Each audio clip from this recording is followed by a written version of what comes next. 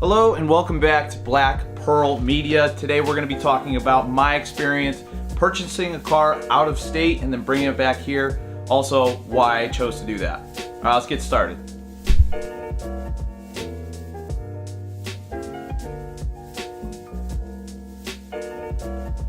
All right, so first let's talk about why I chose to buy a vehicle out of state and not in state.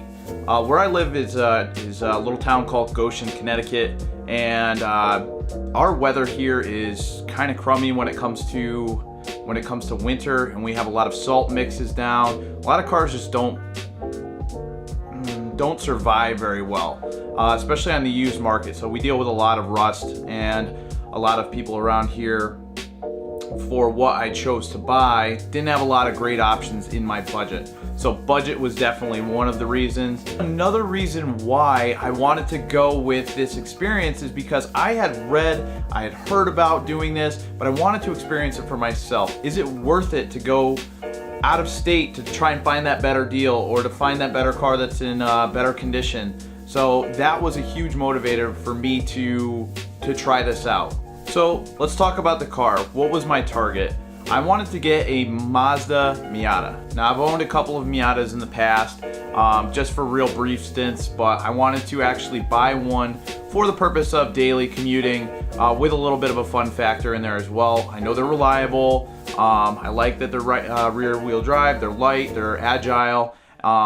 Something I could take to the autocross track on the weekend if I wanted to. So those were my kind of motivators to get a Miata.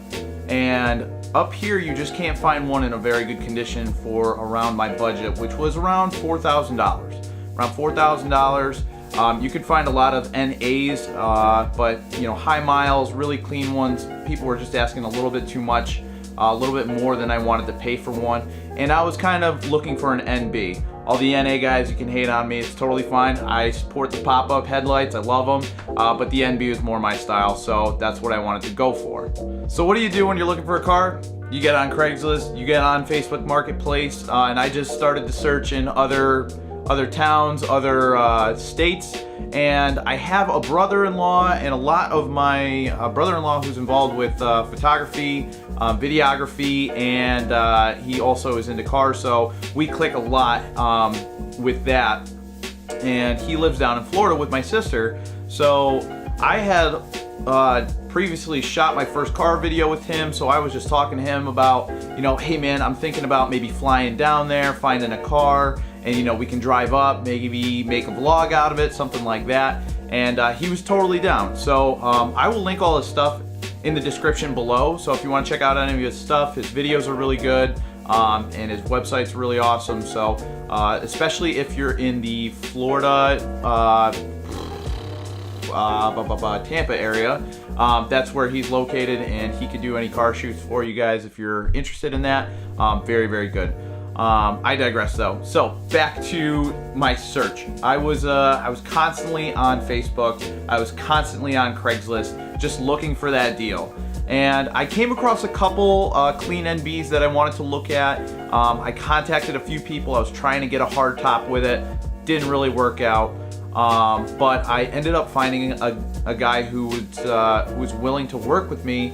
And I called him up and I said, hey man, I'm from Connecticut. This might sound really weird, but I'm looking to fly down, buy your car, and drive it all the way back up to Connecticut. But before I do that, I would like to get an inspection done on the vehicle to, make sure everything's kosher, it'll make the trip, everything. And at first he was like, yeah, that sounds fine. Like, I don't think he thought I was like serious.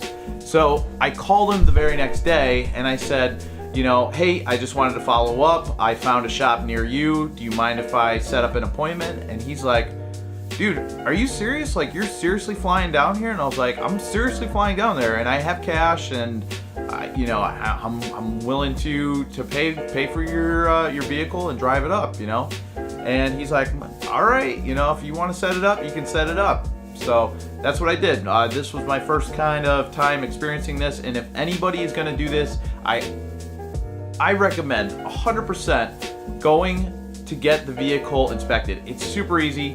You Google a shop near them, call them up, say, hey, can I prepay for a 100-point inspection or a pre-buying inspection, or just tell them the situation, and they'll have no problem doing it for you.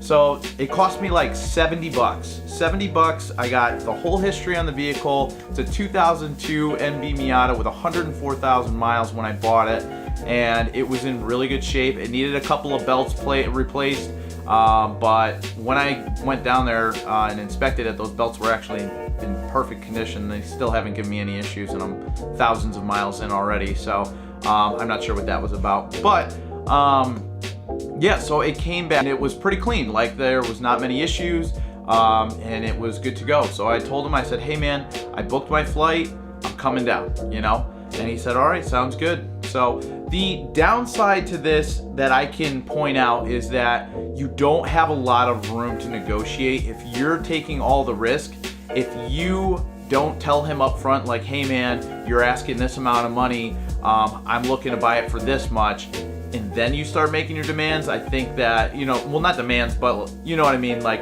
asking them if it can get inspected.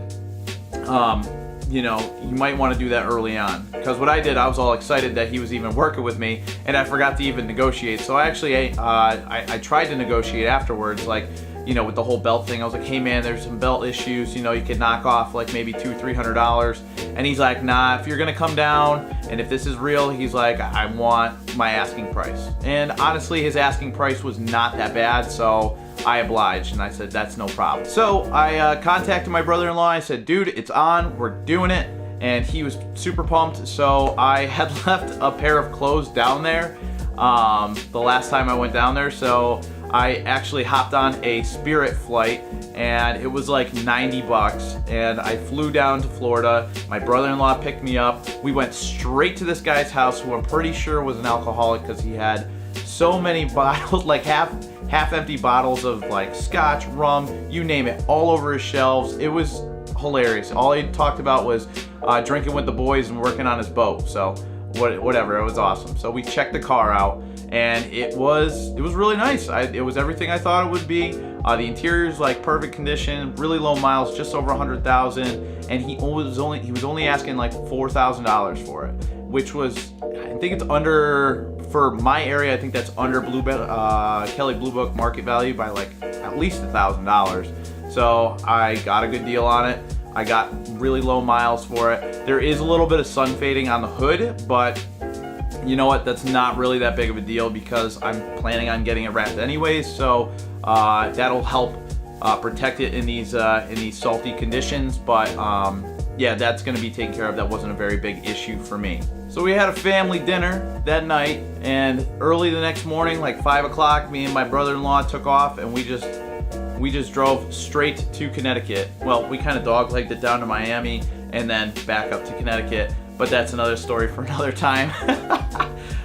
So it was a long drive, and it went like 23 hours of driving, and it was a champ. It worked just fine, and the only thing that crapped out on us was the AC, which like cut out on us like halfway up the trip.